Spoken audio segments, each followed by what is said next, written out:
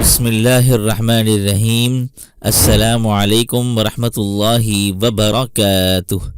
ابو حسان کی طرف سے آپ تمام دوست احباب کو تہہ دل سے خوش آمدید کہتا ہوں، اور میں یہ امید کرتا ہوں کہ آپ تمام لوگ اللہ کی رحمت اور فضل سے خیر حافظ سے ہوں گے۔ محترم خواتین و حضرات، کھانا اللہ عز و جل کی بہت ہی پیاری نعمت ہے۔ اس میں ہمارے لیے طرح طرح کی لذت بھی رکھی گئی ہے۔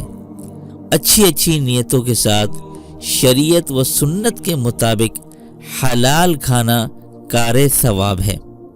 اب اتنا تو ہم جانتے ہیں کہ کھانا اللہ کی ایک نعمت ہے، لیکن کھانے کے دوران کئی ایسی سنتیں اور برکتیں ہیں جن کا اکثر لوگوں کو پتہ ہی نہیں ہوتا، اور اسی میں کچھ ایسے راز چھپے ہوتے ہیں کہ جس کے ملنے کے لیے ہم بے تاب رہتے ہیں، اور کئی ایسی چیزیں ہوتی ہیں کہ جس کی برکت سے ہمیں نجات ملتی ہے۔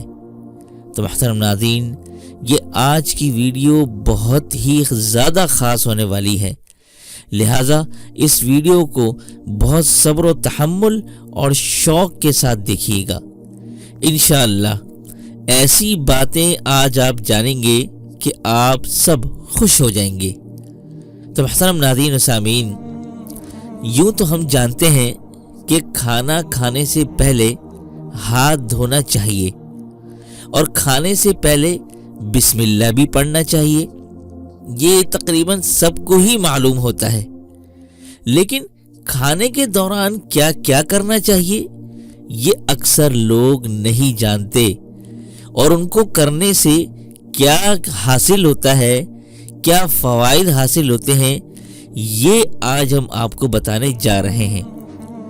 کھانے کی ویسے تو بہت زیادہ سنتیں ہیں، لیکن کھانے کے دوران کی ایک سنت جسے ہم شرم و حضوری کے باعث نہیں کرتے، وہ یہ ہے کہ کھانے کے دوران اگر کوئی ہمارا لقمہ یا روٹی کا ٹکڑا گر جائے تو ہم اسے اٹھاتے نہیں ہیں، جبکہ اسے صاف کر کے کھانا سنت ہے۔ اس حوالے سے ایک بہت ہی پیاری حدیث میں آپ کی خدمت میں رکھنے جا رہا ہوں، جس کا مفہوم ہے کہ حضور نبی کریم صلی اللہ علیہ وآلہ وسلم کے ارشاد گرامی ہے کہ جو شخص دسترخوان پر گرے ہوئے ٹکڑوں کو تلاش کر کے کھائے گا، اللہ تعالی اس کی مغفرت فرما دے گا۔ اللہ اکبر، اللہ اکبر۔ محترم ناظرین، کیسی ہی پیاری حدیث ہے یہ۔ اب یہاں پر میں آپ کو ایک زبردست بات بتانے جا رہا ہوں، وہ یہ کہ ابو شیخ رحمۃ اللہ علیہ نے یہ بیان کیا ہے کہ جو دسترخوان یا برتن سے گرے ہوئے کھانے کے ٹکڑوں کو کھائے گا وہ تنگ دستی سے محفوظ رہے گا، اور اگر تنگ دست ہے تو وہ خوشحال ہو جائے گا۔ اسی طرح خطرناک امراض مثلا برس کی بیماری، جذام یعنی کوڑ کی بیماری، ان سب سے محفوظ رہے گا، اور اس کی اولاد چالاک بھی ہوگی اور ذہین بھی ہوگی، حماقت اور پاگل پنے سے بالکل محفوظ رہے گی۔ اور آج کل آپ سب جانتے ہیں کہ بہت سے بچوں کو آٹزم کی بیماری لگ جاتی ہے، بچہ ٹھیک سے بول بھی نہیں پاتا، کچھ سال تک تو بچہ بالکل ٹھیک رہتا ہے، لیکن وہ بعد میں پاگلوں والی حرکتیں کرنے لگتا ہے۔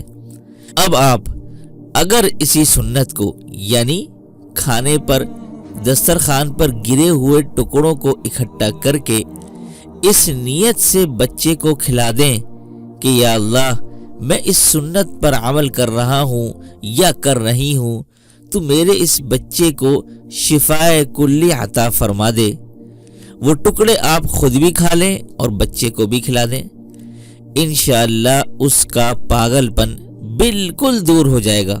یہ آپ کر کے دیکھیں، آزما کے دیکھیں۔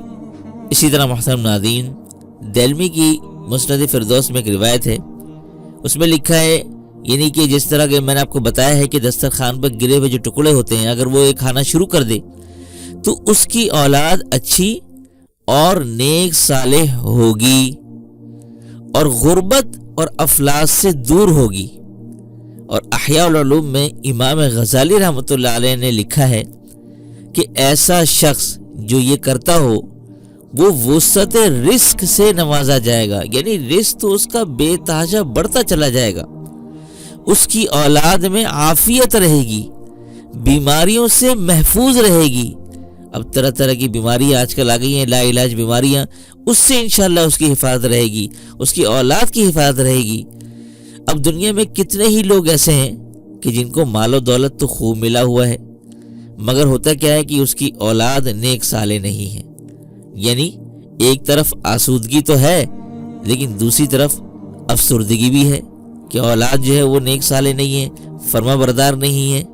اسی طرح امام غزالی رحمۃ اللہ علیہ نے یہ بھی ذکر کیا ہے کہ جو کھانے کے ریزے ہوتے ہیں، کھانے کے ریزوں کا چننا یہ جنت کی حوروں کا مہر ہے۔ تو محترم ناظرین، یہ کتنی بڑی بات ہے، گویا کہ اگر آپ نے یہ دسترخوان پر جو ریزے ہوتے ہیں چن کر کھا لیے، یہ حوروں کا مہر آپ نے ادا کر دیا۔ تو محترم ناظرین، اب ظاہر سی بات ہے حوریں کہاں ہوتی ہیں؟ جنت میں ہی ہوتی ہیں۔ آپ نے مہر ادا کر دیا، اس کا مطلب حوریں آپ کے لیے کنفرم ہو گئی ہیں، اس کا مطلب جنت میں جانا آپ کا کنفرم ہو گیا ہے، یعنی یوں سمجھے کنفرم جنتی ہو گئے آپ۔ اللہ اکبر، یہ کتنی زبردست سنت میں آپ کو بتا رہا ہوں، اس کے فوائد آپ ذرا سنیں، یہ کتنے میں نے آپ کو فوائد بتائے ہیں۔ تو دیکھیے کتنے بڑے بڑے نفع آپ کو صرف ایک سنت پر عمل کرنے سے مل رہے ہیں۔ یہ تو صرف ایک سنت ہے اور باقی سنتیں تو اتنی ساری ہیں تو میں آپ کو اس ویڈیو میں بتا نہیں سکتا۔ دیکھیں، جہاں جہاں بات سنت پر عمل کرنے کی ہو وہاں پر آپ مخلوق کے ڈر یا شرم کا کوئی لحاظ نہیں کرنا چاہیے آپ کو۔ ظاہر سی بات ہے مخلوق کی اطاعت میں آپ اللہ کی نافرمانی کریں گے، ایسا بالکل نہیں کر سکتے آپ۔ اب چاہے آپ گھر کے دسترخوان پر ہوں یا کسی اور کے دسترخوان پر ہوں، آپ نے آج سے اس عمل کو سنت سمجھ کر کرنا ہے۔ آپ کو ایک واقعہ سناتا چلوں کہ یہ جو شان فوڈز کے جو آنر ہیں سکندر سلطان، ان کے بارے میں بھی یہی آتا ہے کہ ایک بار وہ کسی پروگرام میں گئے تو انہوں نے مہمانوں کے روٹی کے جو بچے ہوئے ٹکڑے تھے وہ جمع کیے اور پھر سالن کے ساتھ انہوں نے کھایا۔ اور آج آپ دیکھ لیں وہ کس مقام پر ہیں، وہ خود کس مقام پر ہیں اور ان کی کمپنی کس مقام پر ہے۔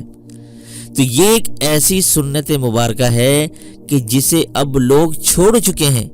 شرم و حیا ہم اور آپ میں زیادہ ہے یا ہمارے حضور صلی اللہ علیہ وآلہ وسلم میں زیادہ ہے؟ یقیناً ہمارے آقا نبی کریم صلی اللہ علیہ وآلہ وسلم تمام لوگوں میں، تمام انسانوں میں سب سے زیادہ حیادار ہیں۔ تو پھر میں اور آپ کس بات کی شرم کرتے ہیں؟ تو محترم ناظرین، آئیے اس سنت کو مل کر زندہ کرتے ہیں اور آج ہی سے خود بھی عمل کریں اور اپنے بچوں کو بھی اس کی تعلیم اور تربیت دیں۔ اللہ تعالیٰ مجھے اور آپ کو سنت مطہرہ پر عمل کرنے کی توفیق نصیب فرمائے۔ آپ تمام زور سے کہہ دیجئے آمین یا رب العالمین۔ تو اسی کے ساتھ میں امید کرتا ہوں کہ یہ آج کی خوبصورت ویڈیو آپ کو پسند آئی ہوگی۔ پسند آنے پر ویڈیو کو لائک کیجیے گا، اپنے دوست احباب کے ساتھ لازمی شیئر کیجیے گا۔ تو دیجیے اسی کے ساتھ مجھ فقیر، کم ترین اور حقیر کو اجازت۔ تب تک اپنا اور اپنوں کا اور پڑوسیوں کے حقوق کا خاص خیال رکھیے گا۔ السلام علیکم ورحمۃ اللہ وبرکاتہ۔